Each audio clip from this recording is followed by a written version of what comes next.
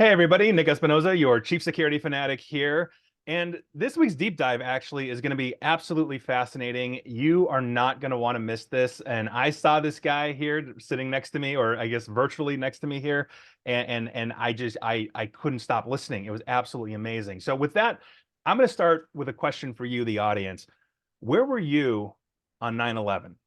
Now, if you're like most of us here, in the world, you remember 9/11 if you were alive or old enough to remember 9/11, and you know exactly what you were doing. I happen to be in the shower listening to the radio, WLS in Chicago, when after the first plane had hit, and I thought to myself, what on earth happened in Israel today? And then the guy screaming on the radio, and the second plane hit, and here we are. But my guest today has a very specific experience with 9/11 that most of us in the world will never have. And so I am talking today to Lieutenant Colonel Robert Darling, U.S. Marine Corps retired, and his story is absolutely fantastic. Now, he's the author of 24 Hours Inside the President's Bunker, 9/11/01, the White House. Now, you can go get it at robertjdarling.com if you'd like a signed copy or a non-signed book on Amazon, and I highly recommend reading this and listening to what Bob has to say. Now, Bob, thank you so much for being here. Nick, what an honor for me to be with you today. Thank you. Yeah, thank you. And with that, I'm just going to shut up because you've got the story that honestly is beyond riveting. So please take us through the events of 9/11 as you know it. Well, sure, Nick. And for the sake of your audience, I'll give them a little backstory. I joined the Marine Corps in 1987, and I flew attack helicopters most of my career. But I had the pleasure of, in 1998, of being selected to fly with President Bill Clinton with Marine Helicopter Squadron 1. The acronym is HMX-1. That's the squadron designator. And we would support the president worldwide in helicopter operations. It's that shiny green and white helicopter that you see take off and land on the White House lawn. Well, soon after that, the Bush administration was coming in the election of 2000, and I was asked to stop flying and go up and be a staff officer in the White House Military Office, Airlift Operations Department. And that's the department that's responsible for moving all the helicopters, the snipers, the doctors, phones, limousines, everything you can imagine the president would need the moment he gets off Air Force One anywhere in the world. And that was our job then, to pre-position all that gear. All right, so now I'm working in airlift operations. It's September 11th, 2001. Now our President Bush, was in Sarasota, Florida. He's promoting his academic agenda at the Emma E. Booker Elementary School. I was the airlift operations officer in charge of that logistics package. So I moved everything. I had everything coordinated and moved down to Sarasota. We're monitoring the president's schedule. And the minute he was going to be wheels up, airborne on Air Force One, it was scheduled to be around 1 p.m. that afternoon, we would have the Air Force go in. We would clean up all that equipment and bring it back to Joint Base Andrews, 15 miles to the east of Washington, D.C. When everything changed, as you can imagine. It's 8:46 in the morning when someone came running into airlift operations. We're in the Eisenhower building. We're adjacent to the West Wing. We're monitoring the president's event. And they said, "Hey, sir, quick, turn on CNN." Apparently, a small aircraft struck the North Tower of the World Trade Center complex. Like everybody else around the world, we went to the TV sets, we turned it on, and we're looking at the hole in the North Tower. And the first thing that came out of our mouth was, why would a pilot careen into a 110-story landmark in a city of 6 million when he literally has the East River on one side and the Hudson River on the other side? Most of us pilots could glide our airplane and reach LaGuardia Airport. It's just that close. So what could this be about? And by the way, that's a pretty big hole for a Cessna. So now information is piling into airlift operations. American Airlines Flight 11. That plane departed out of Boston Logan Airport. It was on its way out to Los Angeles, California, LAX. It went lost communications over Albany, New York, down the Hudson River, and into the North Tower, like I said, at 8:46. People are scurrying about, Nick, as you can imagine. TVs are going on. That's a big hole for a Cessna. Phone calls are ringing. This potentially is not a Cessna, but an airline. When all of a sudden at 9:03, just 15 short minutes later, we all watched United Airlines Flight 175 come into view. I remember looking up at the TV set, yelling, "What is this moron doing?" Trying to get a good Hmm. look at the hole in the North Tower before he circles to land at LaGuardia.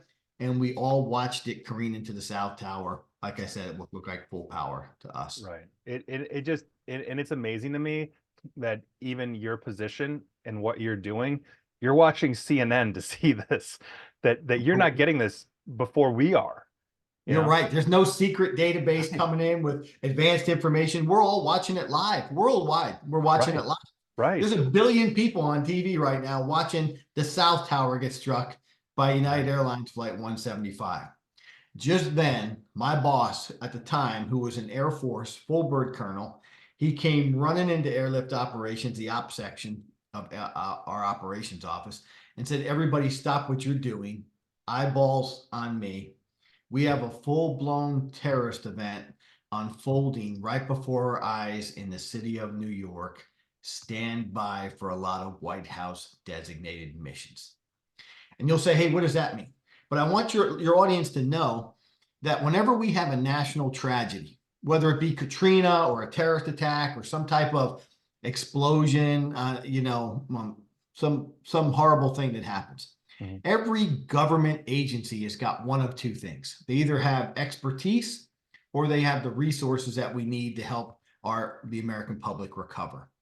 And as a result of that, they all need to be airlifted. Every government agency has got some role to play. It doesn't matter whether you're Interior, Treasury, or DOD, Department of Defense, you all want to get to the site of the tragedy because you have some value that you need to add to save lives. But the Department of Defense doesn't consider one government agency more important than the other. So you'll get put into a queue. And when a plane becomes available, you and your team will get airlifted to where this national tragedy occurred. But if you call the White House and you go, "Hey, boss, this is the Federal Emergency Management Agency. This is FEMA. I have 75 doctors, all the medicines I can carry. I really need to be on the ground up there in the city of New York."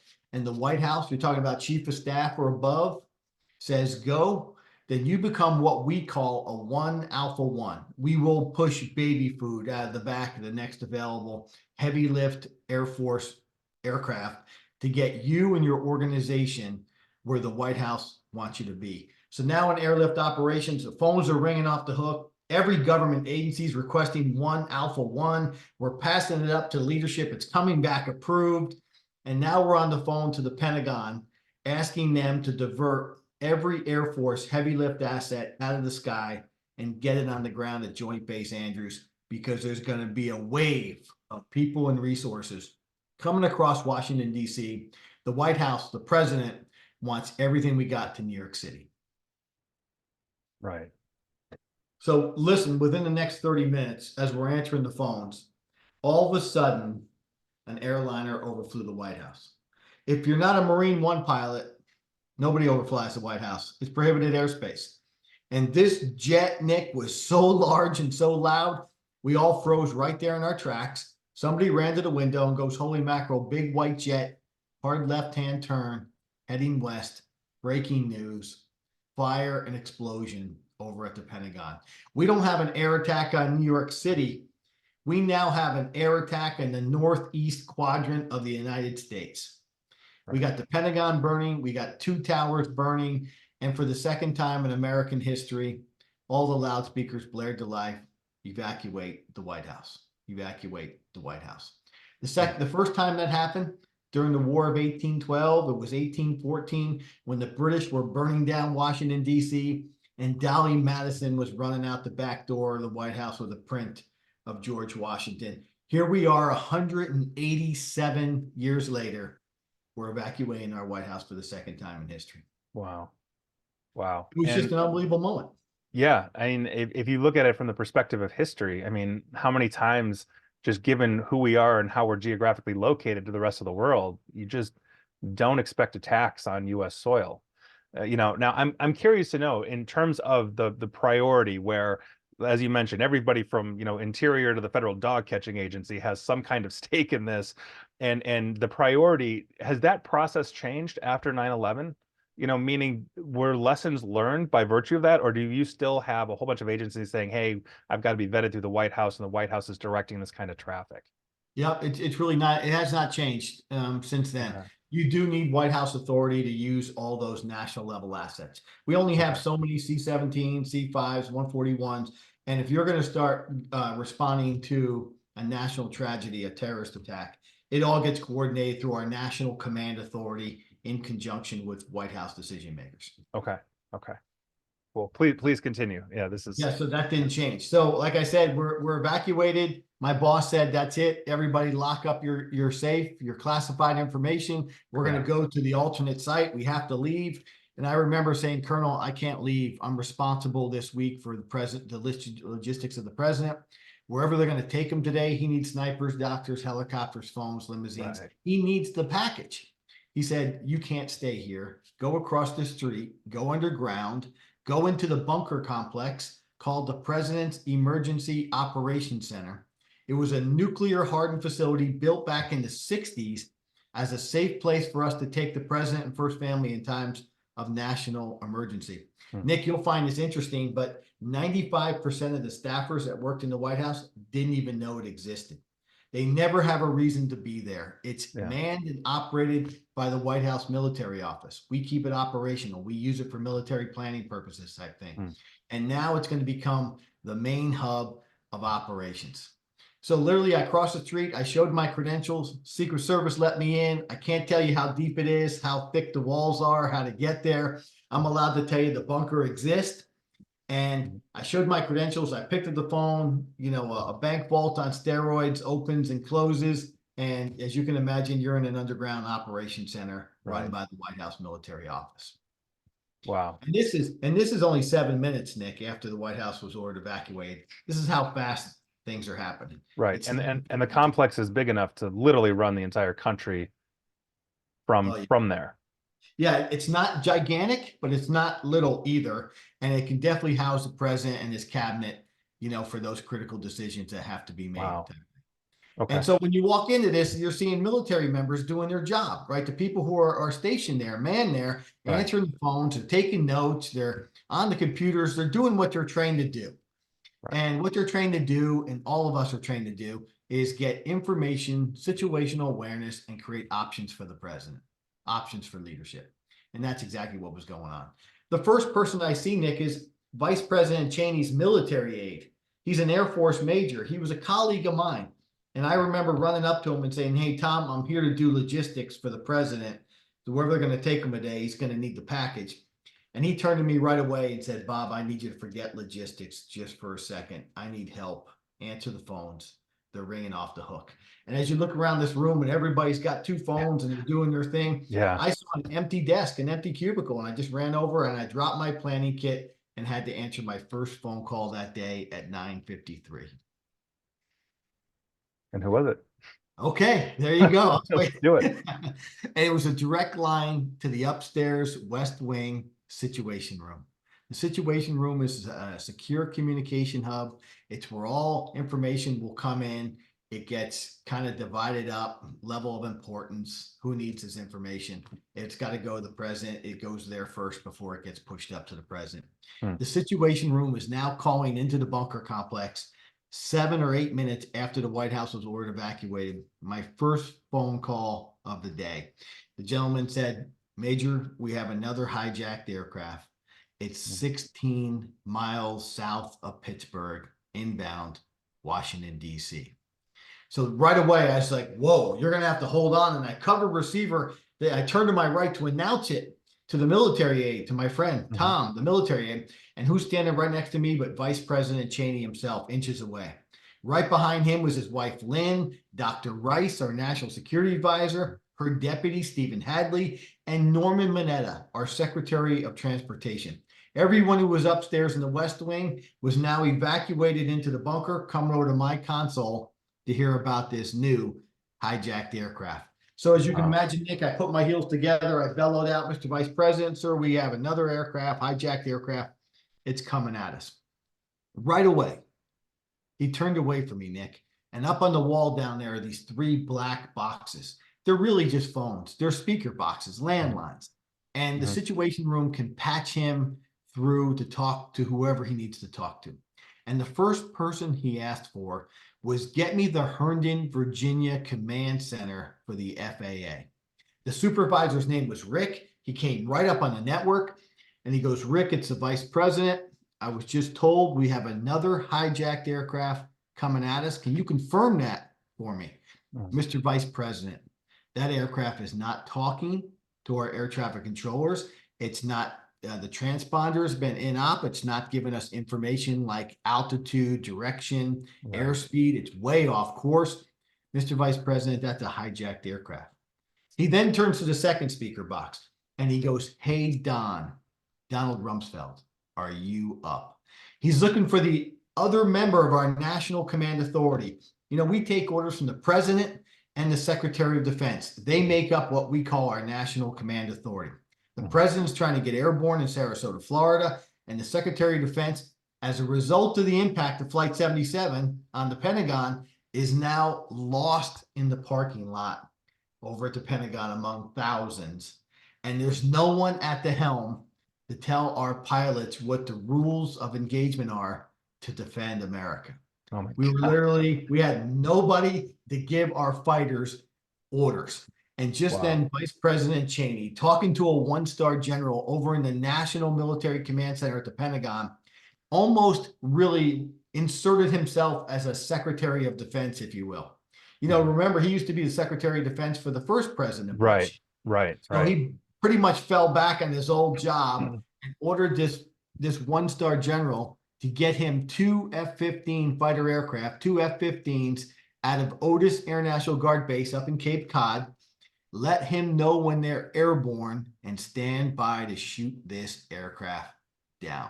So you can imagine, Nick, those orders went to the Pentagon. The Pentagon then called Cheyenne Mountain, Colorado, home of NORAD, the North American Air Defense Command. They call over to the Northeast Air Defense Sector, and they scrambled two F-15s that now reported in to be supersonic over Long Island, New York, closing in on United Flight 93. And they wanted to be confirmed weapons free to engage. And without hesitation, Vice President Cheney said, you are weapons free. Shoot that aircraft down. Wow. Now, okay, so that actually opens up a lot of questions in the sense of, I mean, so most of the audience is going to know what happened to United Flight 93. I mean, that's pretty common knowledge at this point. Do you, in your opinion, though, think that just given the logistics of this and Donald Rumsfeld, Secretary of Defense, was not available, the president was not available, do you think Dick Cheney did exactly what he should have? Do you think he overstepped that bounds then? I'm asking objectively. It's not political. I just want to know from a logistics standpoint, at that level of military readiness, you know, was that the right call, do you think, in that moment? You know, Nick, I love the question. It's an appropriate question. It's an important question because at the time, if you go by protocol, it's an improper order. We don't take orders from the vice president, right? The whole way our system is designed is we have the president, the Secretary of Defense. If something happens to our president, if he's killed, incapacitated, or unwilling to fulfill his duties as commander-in-chief, we go to Congress, they invoke the 25th Amendment to the United States Constitution, and we transfer powers from the president to the vice president. That's how it works.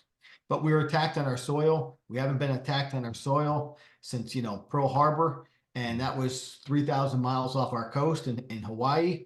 This is right here in our largest city, you know, in America, and we were caught flat-footed and we needed to do something. And Vice President Cheney had the courage to stand up and get our military moving forward. So do I think he did the right thing? You bet. I'd follow him up the highest hill for having the courage to make that decision. Now, after that decision was made, the fighters, everybody knows what happened. The fighters were in pursuit. They closed in at speeds in excess of 1,200 miles an hour, weapons free to engage. But it was the heroic passengers that fought back and kept those terrorists from reaching their target in Washington, D.C. You know, the Tom Burnett's of the world, the Todd Beamers. Ordinary Americans did extraordinary things to fight back and defend themselves. And ultimately, that plane crashed in Shanksville, Pennsylvania. Our fighters never engaged. But had they engaged, we would have said, wow, the system broke down. It was not the military type protocol, but our country had 3 planes and 3 targets, and we needed a leader to step up to get us moving forward. Mhm. And we found that leader in Vice President Cheney. Right, right. Well, and in the moment, if it seems like, for lack of a better term, the other leadership was incapacitated in some way. If somebody's stuck in a parking lot and you can't get access to them, and the president is in the process of obviously being evacuated and moved securely, maybe that wasn't an option either. But I find it interesting, these just the nuts and bolts of this. Like I said, at the preamble, to my audience here, you have a perspective that none of us have, and it's just fascinating to go through the logistics of this. So obviously you've got United Flight 93 that went down, as you mentioned, in Shanksville and all of that, and so then what happened in that Yeah. sense? So, and I wish I could tell you that was the end, but that was just the beginning of the day. So Yeah. right after that happened, we had the first conversation between the president on board Air Force One, is now talking to the vice president inside the bunker complex. They discussed the whole Flight 93, and we're going to look into it. We don't know why it went down. Our fighters didn't engage. We're going to get more information. God bless those poor people. That kind of stuff. So they had that kind of private conversation. And I turn around, and all of a sudden, CNN is reporting that, in fact, the South Tower of the World Trade Center had just collapsed.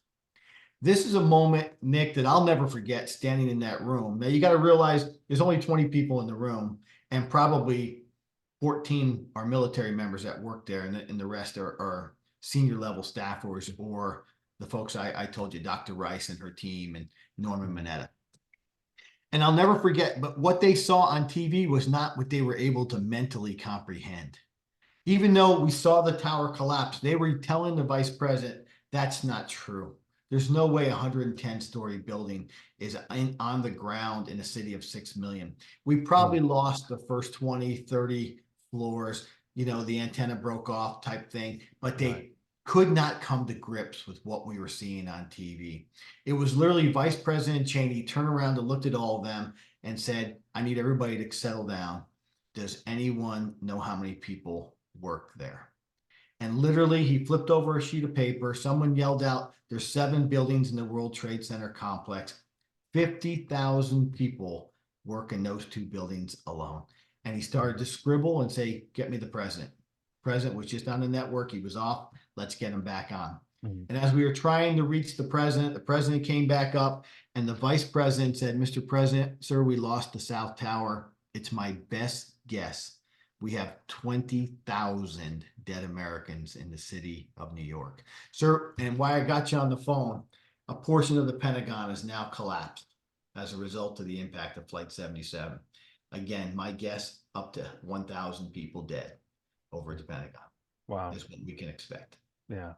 Imagine Well, those moments. You're commander in chief, 315 million Americans, and now they're telling you you got 20,000 plus dead Americans. man, it's unbelievable. It's absolutely unbelievable. And to something that you just said too, you mentioned that, prior to, when the first tower was struck, before the second tower, you were coordinating with the Pentagon for airlift operations. After the Pentagon was hit, obviously the Pentagon had to have been out of commission, at least in some way, shape, or form. So that coordination with the Pentagon, did that cease, or was the Pentagon, or aspects of the Pentagon, hardened enough that you could continue coordinating as they were doing, emergency operations to rescue survivors from the side of the Pentagon that was hit? Yeah, the west side of the Pentagon was hit and taken out and on fire. And thank God there wasn't a lot of people there. They were just finishing reconstruction of that area. We were in direct communication with the National Military Command Center, the war room of the Pentagon, Mhm. which is deep and it's hardened and it was away from the impact site. So Mhm. we were able to continue our emergency communications with them. Okay, so they were on it the entire time. Yes. Yeah, and the other side of it too is, you mentioned the psychology of seeing something like that, where it was just a man, because I watched it live, right? Everybody took the day off, that day. Like nobody went anywhere. Like I had meetings scheduled for the Sears Tower in Chicago, as I mentioned, and I didn't go, and we're all watching, just horrified on television as these towers drop, and it was a surreal moment. But I'm just wondering, in your opinion there, because there's been obviously a lot of conspiracies about that and all of that. Do you think that just that disbelief has really fueled that over the time. One of the things we've talked about on the radio quite a bit is the disinformation that we are just seeing left and right, in the world. And I'm just curious to get your perspective on that. Yeah, and I think that's right. Everybody, they try to come to grips in their own way, and some people then inject what they think happened, and they overlay that with what reality of what happened.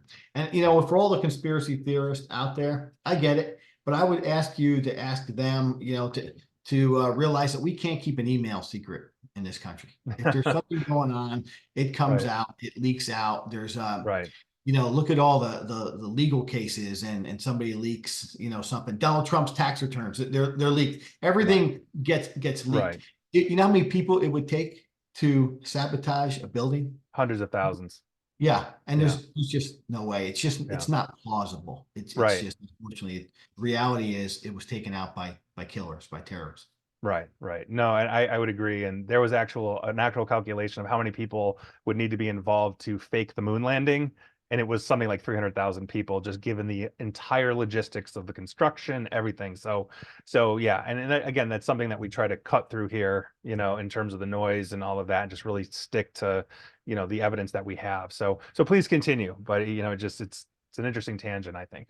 Yeah, and I also want to share with your listeners that you think because you're in the White House bubble that there's information coming in, it's perfect information. Mhm. And what I was struck by was how normal they all were, how horrified they all were, how scared Yeah, they, how professional they wanted to do their job and get the information right. And they were just like you and I, Nick, if we were faced with some type of chaos or tragedy or crisis, yeah.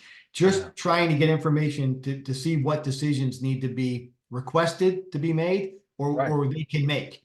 There's nothing magical about this White House staff. They're just regular people trying to Right, do right. incredible You may things. have kids at the local school, and now I mean, there's so many things that are going to go through your mind in an event like this. But basically, it's just keeping your blank together, and Right. getting through the day because there's bigger fish to fry right now, and you've Yeah. got a national emergency going on. But And talk yeah. about the chaos. You asked the chaos. Right after that, we um we got a report that I think your listeners are going to find this fascinating too. We got a report. There's another aircraft.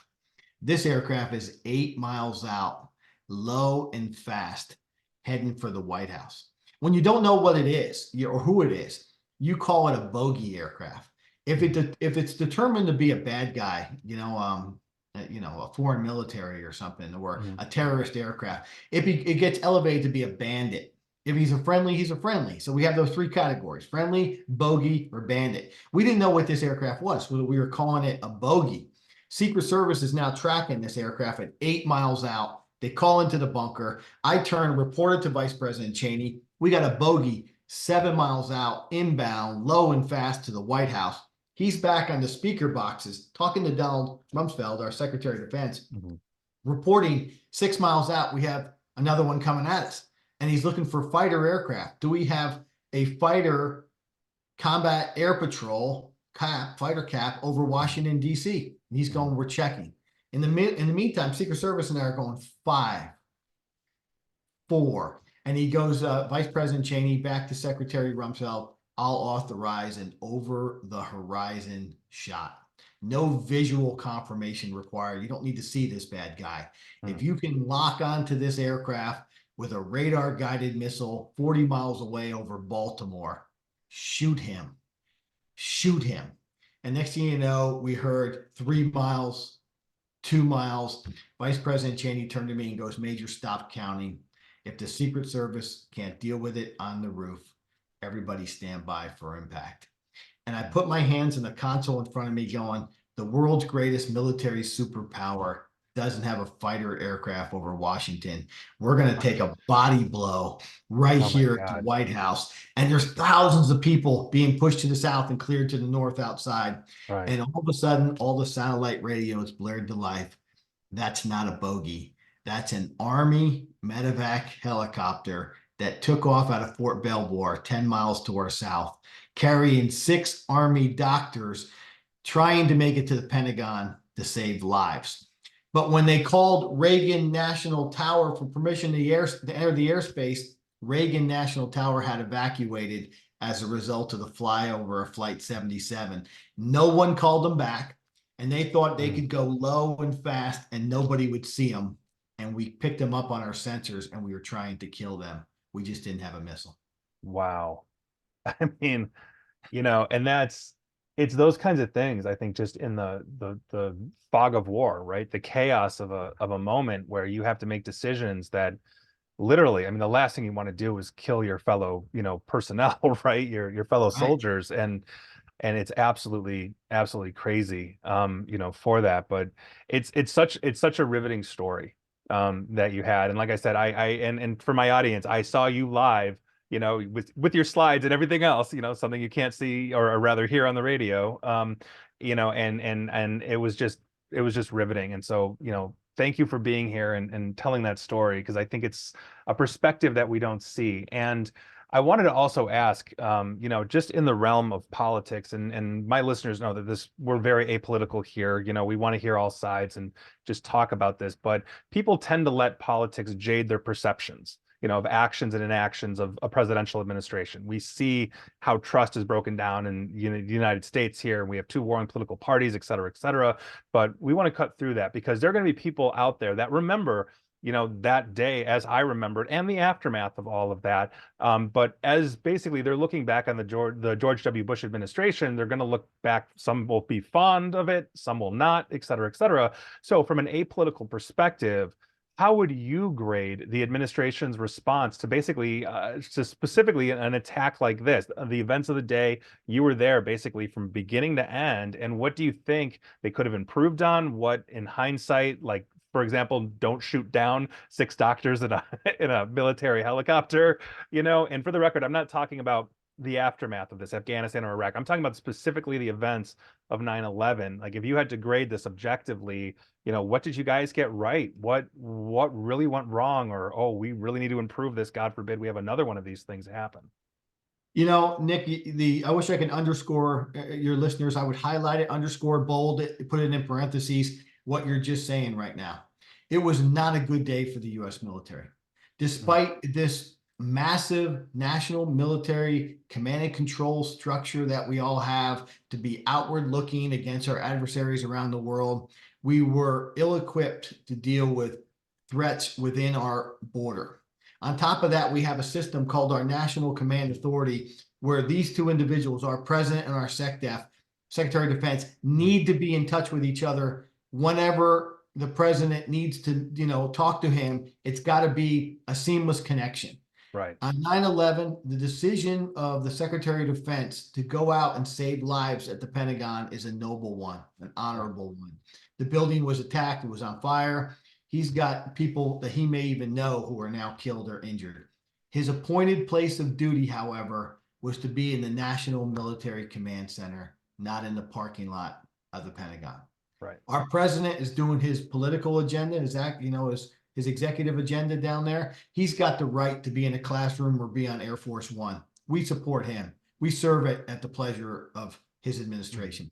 But for that decision not to be in the National Military Command Center, I give the U.S. military response overall an F. It was a breakdown of the complete protocols that we train to, we adhere to, and we all swear we're gonna do our best to do that. But I get it. He's a human being as well, and he went out to save lives. But he broke down the system. We were saved on 9/11 not by the U.S. military. We were saved by the American public. Ordinary people who went back into towers to save the life of complete strangers, whether it's in New York, those shopkeepers that opened their stores to pull strangers in to feed them and to protect them from falling debris, ferry boat captains who summoned every civilian boat on the East River or the Hudson River to race to Lower Manhattan to evacuate complete strangers, people in the Pentagon, people opening up their homes. You can see even all the diverted flights around the world landed at all these civilian airports, and people were taking strangers into their houses to house them and feed them and take care of them. It was a glorious day for humanity. It was a terrible day, for our response. But we quickly got back on our feet, thanks to leaders like Vice President Cheney and others, and we got ourselves moving forward. And we've been defending democracy now for 22 years against threats. You know more about these threats than most. we're constantly under a barrage of threats. And I take my hat off to the military as a result of that response, to law enforcement, first responders, EMS, people like you who dedicate themselves to the protection of our networks and, our critical infrastructure. But at that moment, it was not a great moment for the U.S. military, but it was a proud moment to be called an American. Yeah, and that's a really interesting perspective in the not necessarily the grade on the military, and you obviously want your military, especially the most well-equipped and well-trained military on the planet, to always get an A, but it's I think it's important to have that objective analysis, and after any after action report should really be the honest truth of what went wrong and what went right. But one of the things that I think is oftentimes overlooked that you just mentioned is absolutely correct, is the human side of that, is that at the end of the day, we're helping each other, and if I've got a storefront and you can come in and not get hit by falling debris, then please come on in, and those are the kinds of things I think are lost, especially in a politically divided time, how well, politics set aside, we're at the end of the day just wanting to live our lives. We want to be safe, right? We want to have peace. And one of the other reasons why I was really interested in having you, on my radio show, and again, it's I just found you so riveting. But recently, we saw the events of 7 October last year, with the Hamas attack on Israel. And by virtue of that, there was for a brief period of time on TikTok, Osama bin Laden, who, as we know, mastermind of 9/11, basically he wrote an open letter to the world, prior to his death, and that was being read in the aftermath of that Hamas attack, a couple months ago. And there was essentially a rehab, or an attempt to essentially rehab part of his reputation based on that. Now, oftentimes, or I should say, on TikTok, those that are rehabbing are the generation that were too young to remember this. They didn't go through 9/11 with us, or they weren't even born, right? And so by virtue of that, given your involvement in the national response to 9/11 itself, given this intimate knowledge that you have that the rest of us simply don't, and also the information that you were privy to, like, what would you tell a group of young people that would be subjected to, say, look at the TikToks of the world and say, oh yeah, maybe there is some good things Osama bin Laden did, or having some other opinion? What would you tell my younger audience, if you will, in that vein? Yeah, and let me be very clear to the young audience, right there. Osama bin Laden was a killer. He was a terrorist. He was a horrible person. He was hell bent on mass destruction, and his radical ideology. He hijacked a religion, and he hijacked a group of individuals that followed him, whose only mission was to try to wreak havoc and terror around the world. There's not a single fabric of his being that I would ever recommend to anybody as being anything but negative. He's not a positive role model. And the reason why they're even looking at his open letter is because one of the things we've lost in our country is a sense of national pride. Our young kids, you're smarter than they're way smarter than you and I will be. They're brilliant. They've had it all. They got the best education and the best tools and toys and everything you can imagine, but they've never suffered. And they don't have the same gratitude that we inherited from the greatest generation who fought in World War I, World War II, Korea, Vietnam. We got a sense in our history of how lucky we are to be democratic and free, and how fragile that is, and we can lose it. They've never had the fear of losing it. So now they're looking out at the global landscape, and they're finding everything that's wrong with the United States. And there are things you can list that are wrong. Our policies aren't right. We're heavy-handed. We're very capitalistic. It's all about the money sometimes. And we're not always fair, but we're free, and we're prosperous, and we're generous, and we care about the overall safety and humanity of the world. We are the greatest nation on earth, and we cannot give airtime to a low bit terrorist whose only mission that day was to kill people, and try to equate that in any manner, way, shape, or form. There's just no comparison where I'm from. Yeah. Yeah, and you're not getting a disagreement with me here on that. And I'm sure my older audience, having been through that, and again, we all know exactly what we were doing that day. It's one of those things that you unfortunately have to experience to really understand that level of gratitude, I think. And it's just an unfortunate reality of who we are. And while I hope the next generation or the younger generation does not have to experience tragedy, I think that is the silver lining in something like that. So with Yeah. that, Lieutenant Colonel Robert Darling, U.S. Marine Corps retired, thank you so much for being on my show. And once again, his book, and I highly recommend going to get it off his website, robertjdarling.com, is 24 hours inside the president's bunker, 9/11/01, the White House. And if you like this interview as much as I did, it's going to be a riveting read. So make sure you go get that. And with that, if Bob, if anybody wants to contact you for speaking, and he's a fantastic speaker, and as somebody who travels the world speaking, I don't say that lightly, or want just to get a hold of you, how can they reach you? Well, thanks, Nick, for all that. And what a pleasure it was to be with you today. My website is robertjdarling.com, Robert, the letter J, darling.com, or you can email me at robertjdarling@gmail.com. And I hope to hear from all your listeners. Thanks, Nick. Wonderful. Once again, Bob, thank you so much for being there. And this has been your deep dive for the week. And I hope you were as riveted as I was. Take care.